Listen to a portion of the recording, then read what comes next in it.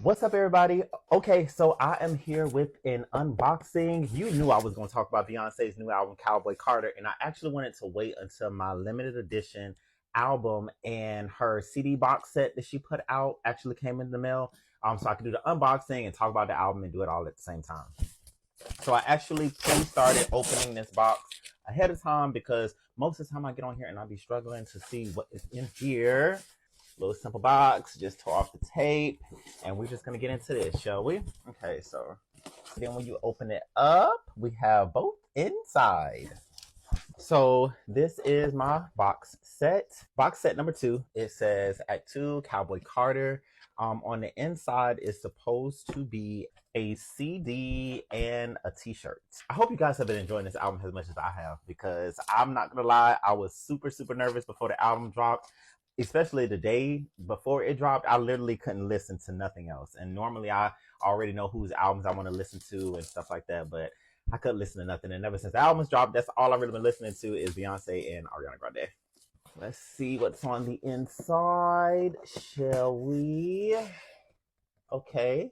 Well, for starters, it looks a little basic because originally we had a picture up here of Beyonce from the Renaissance era, but my shirt is inside. Shirt is still tagless, so that works great for sensory issues. And it says Cowboy Carter Act 2. I actually got the shirt in a medium, and I heard that the shirts are running really big. Ooh, this actually looks like it's going to be the perfect size for me. This quality, not bad at all. Of course, you know, shirts like this, you don't dry. I personally put them in the dry cleaners because I don't want to mess up none of my clothes that are like limited editions. But yes, this is real cute. I like it. I'm gonna have to try this on. And on the inside, I have my limited edition CD, which has the original or the limited edition album cover on it. Comes with a little sticker. Sticker's probably on the album as well, on the vinyl as well. It says Beyonce Act 2 Cowboy Carter limited edition CD plus bonus poster. And then I got the back with the blonde look with the ruby red lips, which is really cool because it's the opposite of what my vinyl actually looked like. But this right here, baby, this is what I was excited about. My limited edition vinyl! Woo! This is so exciting. This is so exciting. That's the back. As you guys can see, so different from the CD. On her website, she actually had 4 different versions of this album on her CD. I mean, on her website, all of them had the same album cover, but the album is a different color, and this album is actually blue. Okay, so just a quick recap of my thoughts about Act 2 Cowboy Carter. First of all, when we get into the title of the album, I think Cowboy Carter is such an appropriate title for this project. It's like she's standing on business. That's that Big Daddy Beat energy. But what's so beautiful about the limited edition album is from this picture you see on the sash, it says Act 2 Beyonce, which has caused a lot of us to believe that the original name for Act 2 was actually called Beyonce. There has been a lot of information spreaded since this project has dropped. For starters, with the name of Beyonce being spelled a little bit differently than the common fan would know. If you've been a Beehive and rocking for her for as long as I have, you already know that Miss Tina back in 2020 put out an interview and basically just talked about the fact, well, actually, she had been said that Beyonce was actually her maiden name, and she had given that name to Beyonce as a way to keep it in the family because, you know, I think they had a lot of girls in their family. And of course, girls change their last name when they get married. But she also told a story of how her and another sibling, last name of Beyonce was spelled incorrectly. And when her mother went to get it changed, she was told that Black people should be thankful that they even have a birth certificate. And they chose not, they opted out not to change it. That what makes the title of this so powerful, and that the title Beyonce could have worked just as well as Cowboy Carter, because this album is so personal and so rooted in her Southern roots, because Beyonce is so country and everybody knows it. So I think that would have been a perfect play on title. When it comes to the album cover, love this down. I know Erykah Badu was feeling some type of way, but she can kick rocks.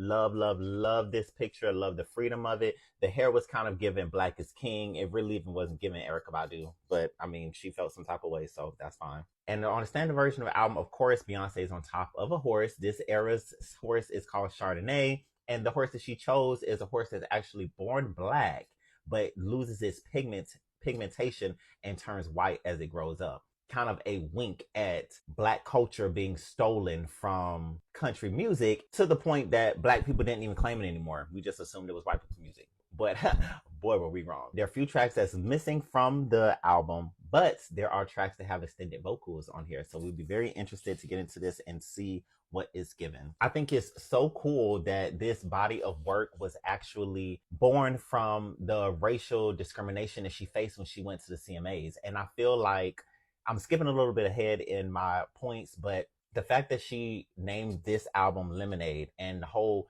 concept of the project is making lemons out of your lemonade whenever you're having, bad situations in life. And then literally she turned around and made lemons out of lemonade again, which is wild because that Daddy Lessons performance is one of my favorite performances of the Formation era. And I say that all the time because she was giving major vocals. She looks so beautiful on stage.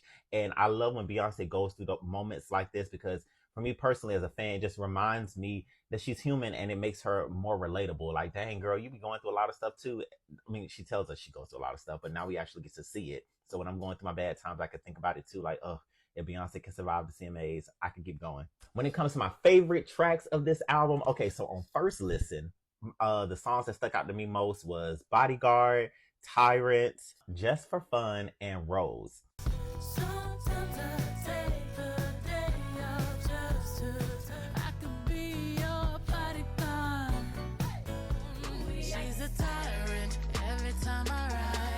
Every time I ride it like hydraulics, I am such a tyrant. I'm going all out just for fun. How many times have you let yourself get you down?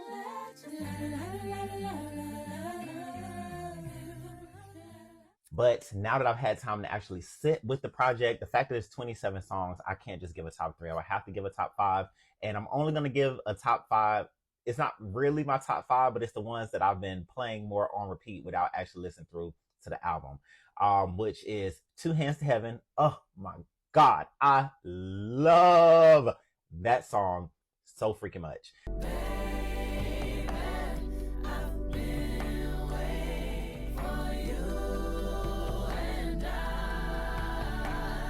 I love Tyrant still because for me, it feels like a part 2 to Jolene because it's like she's asking the person who her man cheated on her with, like, hey, how do you live this life and not get caught up in your feelings? Because I'm staying at home being faithful and still getting walked all over. Of course, Levi jeans is a standout for me. And I love the history of Levi jeans because, of course, if you're a Beehive member, you already know that when Destiny's Child was starting out, high-end labels didn't want to dress them.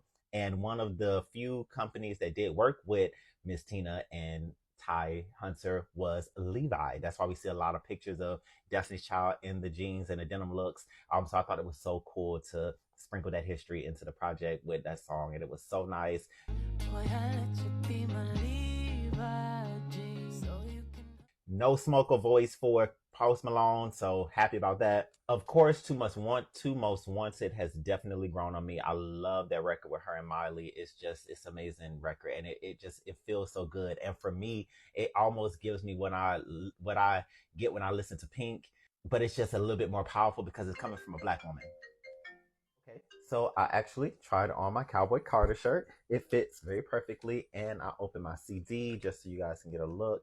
I forgot to mention when it comes to the album cover that this is also giving a little bit of Statue of Liberty vibes because, that was a gift from the French, and Beyonce, the name is French. Plus, the Statue of Liberty was also a gift to the freed slaves, and it originally looked a lot more Afrocentric than it does now. Inside, looks like we're getting just more confirmation that the album was actually called Beyonce originally. And going back to my first night listen, I feel like the first songs that really, really stuck out to me on first listen was definitely Bodyguard. I definitely like Rose because Rose was giving me a little bit of Destiny's Child. Of course, I really like Spaghetti. And I like the fact that it was a country album, but she had a rap song in the middle that was just basically talking about genres being such a fickle thing and that music should be classified by what the music is, not who made the music. It's when it comes to genres. Country, petty, all the same to me, plain Jane spaghetti. So I also end up opening the vinyl too, so we're gonna get into that.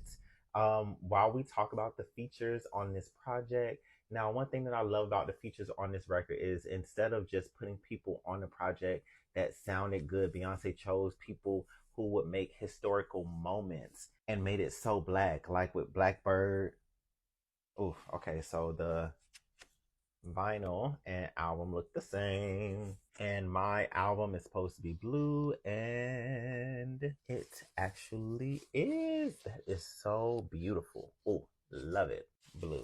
Yes, that was a perfect choice. Originally I was wishing I would have went with white, but I really like this the most. But yeah, when it comes to the features, I love the fact that I was so well educated on Black culture and country. The fact that she had people like Linda Marcel, who was one of the first Black women that was successful in country music.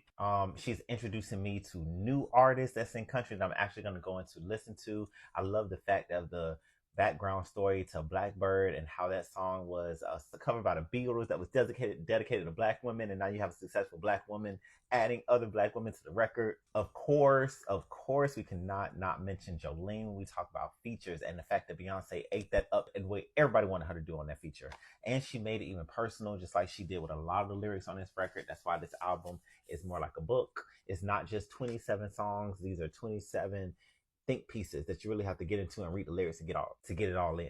I definitely think having Lena Marcel and Dolly and Willie Nelson on the interludes of the project just gave it a cohesive feel. And you know, I love a great cohesive album. And it's also kind of like her getting a stamp of approval from country legends themselves instead of record labels and award shows. And shout out to Ray. She actually has she actually announced that she has writing credits on Riverdance, and that's another song that I like too. When it comes to a song that I would leave off this project, actually, let's go ahead and put this back in its protective plastic.